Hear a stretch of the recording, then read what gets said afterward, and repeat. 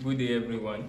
My name is Oyeni Idolapo from Computer Science Department 411, and I'm here today on behalf of MIU Media Department.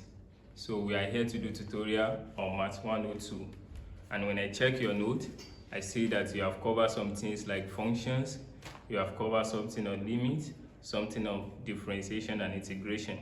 But for the purpose of the first class, we are going to start from the very beginning, which is function. So if at the end of this class you have another topic in mind that you want us to talk about, you can indicate. So let's start with function. We are going to talk about function, but we are not going to be talking about the definition like it is in your notes, since it's something we can all read. We just want us to have the basic idea of how the definition is actually working, what the definition is trying to portray to us. So function is just like you're having a machine, and this machine can process based on some rules, so that when you input something, you can get output. What I'm trying to say is something like this. And you have your input, and you can have your output. But this input we are talking about, whenever you enter this machine that will come function, is going to follow some rules to operate. So that is what function is talking about. And function is also letting us know that whatsoever you input into this, you are going to get one-to-one corresponding output. What I'm trying to explain there is that we should know that function is a subset of another big topic. We have what we call the relation, and the relation is just like you have something like this. This is our relation, and inside the relation we have the function, among other things under the relation. So what distinguishes function from the rest of the subset of relation is that the answer you are going to get is going to be one-to-one corresponding. So just like, for example, now let's say for our MIU football club, we have played like 2 or 3 matches in this school, and we have winners of those matches. Some of the time we see that computer science used to be the champion. Most of the time we have won more than one. So let's say now you now say, okay, MIU football tournament, you now say, okay, how many times have they won? We have started since 2021, 22, 23, 24, 25. You can see that computer science can now have answer like 2 or 3 times because they have won more than once. So in that case, where you are having more than one answer for one particular problem, that is no longer the function. If it is a function, it will be one answer to a question. So according to your note here, we are asked to determine function. How do you know if this is a function or this is not a function? And we have some question under it. So we are going to start with that, which is determination of function. So under the determination of function,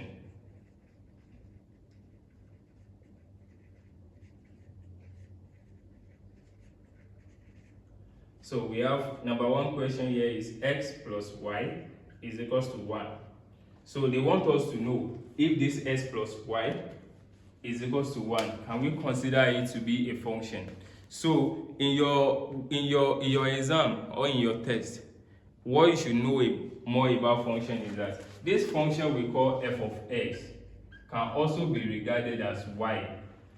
The reason why we are not using y here is that this y you see, let's say for example, if they give us f of x is equals to 2x plus 2, we can also have another scenario where we are going to have y is equals to 2x plus 2. They are both talking about the same thing. The only difference in this is that this one is talking about linear function, and when this one is talking about the linear equation. So in this case now, you are having equation and you are having function. So if you want to determine if this is a function, you just see, you will just find a way to make it appear something like this. So in that case, we can now have, if you want to make y the subject of formula here, you are just going to take the x to the other side. And as you can see here, this x is a positive x. So whenever you have something like 1, 2, x, y, or whatsoever you are having, it is having a coefficient of plus 1, but they are not going to write it for us. If they want us to know the coefficient, if it is having otherwise apart from positive, they are going to put minus there. But so in this case, we see that this x is having positive 1 as the coefficient. So it means that if it is positive and cross over to the equal sign, it's going to become negative. So we are going to have 1 minus x. So we can see that this x plus y is equals to 1 can also be expressed in terms of y. So if it can be expressed in terms of y, it is a function. So we can consider it to be a function. So example of those ones that are not function, we have y here, which is x squared plus y squared is equals to 1. So in this case, we try to make the y the subject of formula also. So if you make y the subject of formula, you will see that in this place you'll be having y squared is equals to 1 minus x squared. So if that is the case, we should know as plus is the opposite of minus, as multiplication is opposite of division, also when you have an exponential which is raised to power, is the square root is also the opposite. It means that this square we are having here can be cancelled by finding the square root of both sides. Then we are going to have y squared, square root of this side is equals to y into 1 minus x squared. So this square root can now cancel this square. Y is equals to square root of 1 minus x squared, plus or minus. The reason why we are putting plus or minus, there are two things I want us to understand here. The first thing is that, let's say for example, if I give you 2 raised to the power of 2, 2 raised to the power of 2 will give you 4. If I ask you what is minus 2 raised to the power of 2, as this 2 raised to the power of 2 is equals to 4, it's because we say, okay, 2 in 2 places, that is 2 multiplied by 2, positive 2 multiplied by positive 2. Because we have explained that whenever they are not giving us any sign, it means it is positive. We are going to have plus 4. So in this case now that we are having minus 2 raised to the power of 2 also, it means we are having minus 2 multiplied by minus 2. And we should know that plus multiplied by plus will give us plus. Minus multiplied by minus will give us plus. Plus multiplied by minus will give us minus. So minus multiplied by minus in this case will give us plus, and we are still going to get 4. So it means whenever you are dealing with square root, you don't know if your answer is negative or if your answer is positive. So because both of them at the end of the day, when you square them, you are going to get the positive. So that is why in this place, when we have y, after we have cancelled the square root, we are going to have plus or minus square root of 1 minus x squared. This cannot be a function. This cannot be a function. Why can't this be a function? It's something we still talk about. But let me just give you a hint. The thing is that as this function, as we call it a machine, it has rules for input that can enter it. It's not just anyhow input you can put into a function. You can only put an input that at the end of the day is going to give you an output. And this output we are going to get is going to be a real number. It's going to be a real number because you can categorize number to many things. We have different types of number. We can categorize number in terms of, we have even, odd, or prime numbers. We can also categorize number in terms of real and imaginary number. It means that there are some number that they are not real, but we use them in mathematics because we imagine them and they help us to solve the problem we are solving. So how you can know an imaginary number and real number is that, let's say for instance, we have already talked about 2 squared is equals to 4 minus 2 squared is equals to 4. It means that if I ask you what is square root of 4, square root of 4 is going to give us 2. But if I ask you what is square root of minus 4, square root of minus 4 cannot give us 2 and cannot give us minus 2. It's not equals to 2 and it's not equals to minus 2. It means that square root of 4, if you press your normal simple calculator, what you are going to have is that math error or syntax error.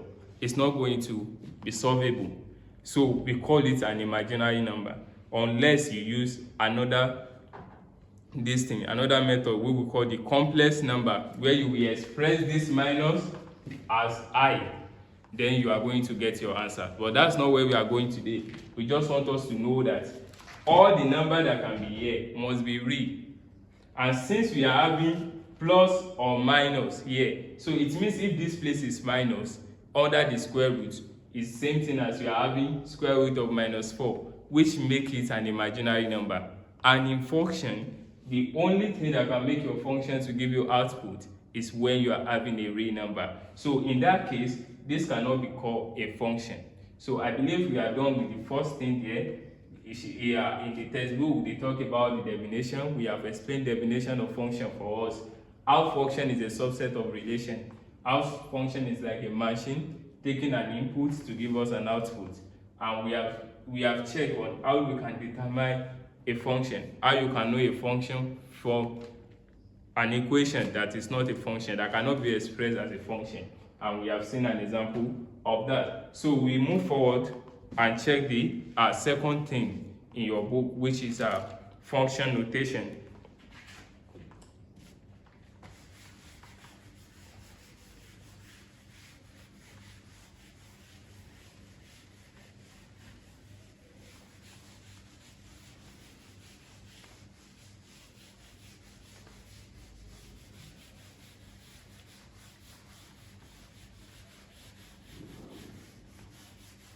So we want to talk about the function notation. So function notation, the word notation itself is just like the way we want to represent the function. So a lot of questions used to come from that also. So I'm trying to find the note here. So, okay, let's just take for example, let's say we are asked to represent. If they say represent y is equals to x squared plus 4x minus 1 as a function.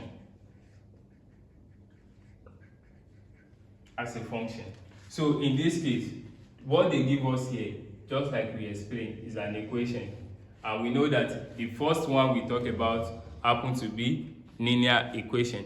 But in this case now, what we are having is another type of equation, because we know that in equation, we can have type of equation also, the simple equation, which we also know as the linear equation. Then we can have the polynomials. And we know that polynomials can also be divided in many other types. First of them being the quadratic. We have the quadratic, we have the cubic expression, we have the quartic expression, and so on and so forth. So the quadratic equation is just telling you, in the linear, the variable we have the highest power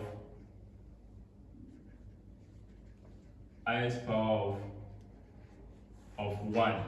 In this place, the highest power will be 2. In this place, it will be 3. In this place, it will be 4. So in that case, this one that we are having the power to be 2 happens to be a quadratic equation. So this quadratic equation now, they now want us to express it as a quadratic function.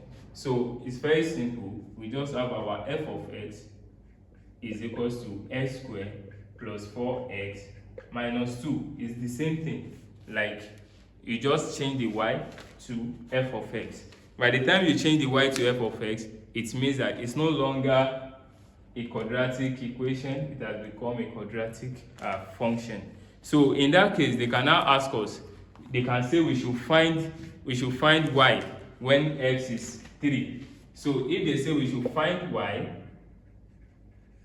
when x is 3, it means that in this place we are just going to have f of 3 is equals to, so whenever you see, because this is f of x that gives us this, now it has become f of 3. What changes? Our x here has become 3. And if x here has become 3, it means that all the other places we are going to find x, we are going to change it to 3. So in that case, this x squared will now become 3 raised to power of 2 plus 4 into bracket of 3 minus 2. So 3 raised to power of 2 will give us 9 plus 3 times 4 will give us 12 minus 2. And we will also have 9 plus 12 is 21. 21 minus 2. So we are going to have 19. So that's what that one is trying to explain to us, that whenever we have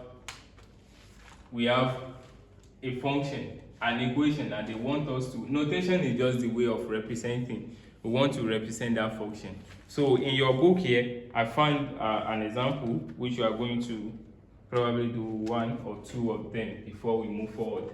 In this place, they are talking about, they give us a question, f of x is equals to x squared minus 2x plus 7.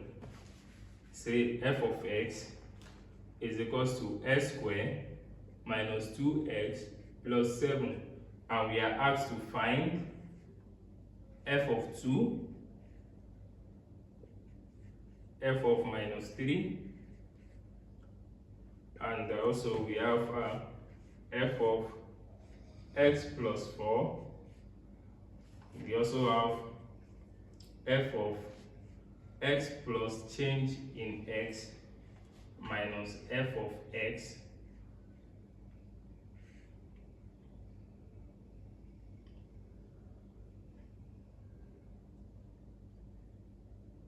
over change in x. So we also have the last one to be f of 4x minus 1. So we are going to solve some of them, if not all, but they are all talking about the same thing. All you have to do is just put the value they give you inside the function and you are going to get your solution. So for the first one, which is very simple, we have f of 2. So since f of x is equals to x squared minus 2x plus 7, our f of 2 will just be like, we are inputting 2 wherever we see x. So that will be our input. So that will now become 2 raised to the power of 2 minus 2 into 2 plus 7. 2 raised to the power of 2 is 4. 2 multiplied by 2 is 4 plus 7. 4 minus 4 is 0, then you get your 7. So that is that about that. Another thing, another question, number 2, is f of minus 3. So for this number 4 is the one I would want us to do, but in this book I think they did not put the braces where it's supposed to be. So let's check number 3 first and check number 4. We have f of x plus 4. So since our f of x is x squared minus 2x plus 7, we are just going to input the value of x. Our x now is equals to x plus 4. So wherever we see x in this place, we change it with this. In this place, we also change it with this. So this will become x plus 4 raised to the power of 2 minus 2 into x plus 4 plus 7. So this one, you have to open the bracket. I don't know if you open your own. Yes, you have to open the bracket. So let me just use that opportunity to teach you this. Whenever you have something like this, x plus 4 raised to the power of 2, or whatsoever they give you, something like this. So it's either two way. You can write it 2 times, x plus 4, x plus 4, then you open it. X times x will give you x squared. You are going to use this to multiply this. Also use this to multiply this. Then use this to multiply this. Use this to multiply this. What you are doing is that all the entity of the first bracket is going to multiply the entity of the second bracket. The first entity of the first bracket is this. This is number 1. It's going to multiply this. It will still go again to multiply the second thing. So that will be number 2. Then this will still come for it. This will be number 3. And you still go for this one. This will be number 4. So we now have x multiplied by x will now give you x squared. X multiplied by 4 will now give you 4x. 4 multiplied by x will now give you 4x. 4 multiplied by 4 will now give you 16. So you will be having x squared plus 8x plus 16. So that is what you are going to have for this one alone. So that is one of the way you can do that. Another way you can do that, if you are somebody that you want to manage your time, because we know time is also part of exam and it's very, very important part also. So if you are somebody that you know you can do math very quickly, you can just say when you have x plus 4 raised to power of 2, just put this. S will be x squared, this x raised to power of 2. Then you will use this 2, the power, even if it is 3. You can use this method. It will just be like 2 multiplied by x multiplied by 4. 2 multiplied by x will give you 2x. 2x multiplied by 4 will give you 8x. And 4 raised to the power of 2 will give you 16. So that is the method we used to use instead of writing all this out and solving it one by one. X raised to the power of 2, you write the first one. 2 times 4 times x, 8x. Then 4 raised to the power of 2, 16. Then you are going to get your answer. As you can see, we are having the same answer as this one with a very, very shorter method. So in that case, this will become x squared plus 8x plus 16 for this one, minus 2 can open this bracket, and this will become 2 minus 2 times x will give us minus 2x, minus 2 times 4 minus times plus will give us minus, that will give us minus 8, then plus 7. So that means that's what we have here. All we just have to do is to check the like times and add them together. So we know in mathematics we always have two parts. We have what we call the constant and we have what we call the variable. So and what we call the constant are just normal things we know. We know 1 is 1, 2 is 2, 3 is 3. Our own one in computer science is 1 in biotech. It's 1 in other departments. 1, 2, 3, all those numbers, they are constants because they are the same everywhere.